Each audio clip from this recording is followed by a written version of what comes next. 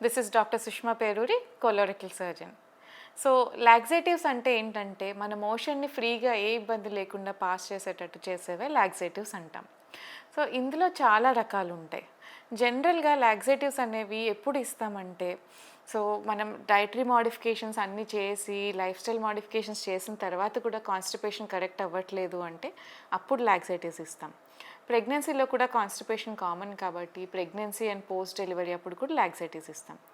Surgery చేసిన తర్వాత మన కడుపులో ప్రెషర్ పెరగకూడదు కాబట్టి, కాన్‌స్టిపేషన్ అది లేకుండా, స్ట్రెయిన్ లేకుండా స్టూల్ ఫ్రీగా పాస్ అయిపోవాలి కాబట్టి, కొన్ని సర్జరీస్ తర్వాత కూడా ఈ లాక్సేటివ్స్ అనేది ఇస్తాం. ఒక్కొక్కసారి కొన్ని మెడికేషన్స్‌కి కాన్‌స్టిపేషన్ అనేది సైడ్ ఎఫెక్ట్‌లా ఉంటుంది. సో, అలాంటి మెడికేషన్స్ తప్పనిసరిగా వాడాల్సొచ్చినప్పుడు దాంతో పాటు ఈ లాక్సేటివ్స్ అనేవి యాడ్ చేస్తాం. ఇందులో చాలా రకాలుంటాయి. సో, మెయిన్ టైప్స్ ఏంటి అంటే, first thing bulk farming laxatives.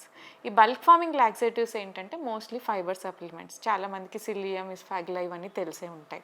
So, ఇవి ఏం చేస్తాయంటే మన మోషన్‌లోకి వెళ్ళి మన మోషన్ సైజ్ ఇంక్రీజ్ చేసి మన రెక్టమ్‌ని స్టిమ్యులేట్ చేసి మోషన్ ఫ్రీగా పాస్ అయ్యేటట్టు చేస్తాయన్నమాట. బల్క్ ఫార్మింగ్ పేరులోనే బల్క్ అని ఉంది కాబట్టి అవి మన మోషన్ బల్క్‌ని ఇంక్రీజ్ చేస్తాయి. నెక్స్ట్ గ్రూప్ ఆఫ్ లాక్సేటివ్స్ ఏంటంటే ఆస్మోటిక్ లాక్సేటివ్స్.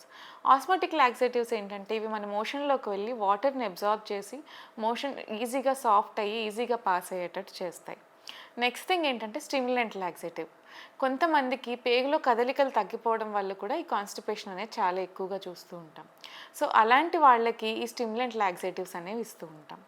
ఇంకా వేరే లాక్సేటివ్స్ ఏంటంటే స్టూల్ సాఫ్ట్‌నర్స్ అండ్ ల్యూబ్రికెంట్స్ లాంటివి కూడా ఉంటాయి. ఇవి కూడా కొంచెం మోషన్ ఈజీగా పాస్ అయ్యేటట్టు చేస్తూ ఉంటాయన్నమాట. సో, ఇందులో ఈచ్ లాక్సేటివ్‌కి డిఫరెంట్ యాక్షన్ ఉంది కాబట్టి ప్రాపర్ ఇండికేషన్ అనేది ఉంటుంది ప్రతి లాక్సేటివ్‌కి. చాలామంది మోషన్ ఫ్రీ అవ్వట్లేదు అనంగానే నియరెస్ట్ ఫార్మసీకి వెళ్ళిపోయి వాళ్ళకి నచ్చిన లాక్సేటివ్ సిరప్ కొనుక్కొని ఇయర్స్ టుగెదర్ వాడుతూ ఉంటారు. సో, ఇలా ప్రతి లాక్సేటివ్ ప్రిస్క్రిప్షన్ లేకుండా వాడటం సేఫ్ కాదు.